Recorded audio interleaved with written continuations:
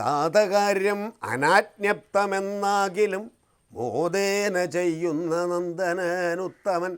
അച്ഛൻ പറയാതെ തന്നെ അച്ഛൻ്റെ ഇഷ്ടം കണ്ടറിഞ്ഞ് പ്രവർത്തിക്കുന്ന മകനാണ് ഉത്തമൻ. വേറെ ചിലർ അങ്ങനെ വേണമെങ്കിൽ അച്ഛൻ എന്നോട് പറയട്ടെ, അപ്പം ഞാൻ ചെയ്യാം എന്നാണ്.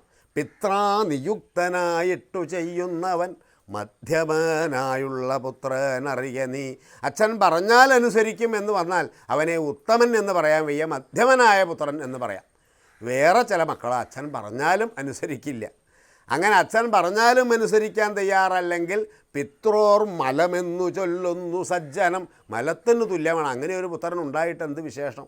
അതുകൊണ്ട് ഞാൻ ഒരിക്കലും മധ്യമനോ അധമനോ ആവാൻ പോകുന്നില്ല, ഉത്തമനായിട്ടുള്ള പുത്രനാകാനേ ആഗ്രഹിക്കുന്നുള്ളൂ. അച്ഛൻ പറഞ്ഞില്ലെങ്കിലും അച്ഛൻ്റെ ഇഷ്ടം കണ്ടറിഞ്ഞ് അച്ഛൻ്റെ വാക്ക് പാലിക്കുന്നതിന് വേണ്ടി ഞാനിതാ കാട്ടിലേക്ക് പോകുന്നു എന്ന് പറഞ്ഞാണ് ശ്രീരാമചന്ദ്രൻ കാട്ടിലേക്ക് പോകാൻ തയ്യാറായത്. അച്ഛന് എന്തെങ്കിലും ഒരു കുറവോ കുറ്റോ ഉണ്ടെങ്കിൽ തന്നെ അത് മക്കൾക്ക് കാണാൻ അധികാരമില്ല.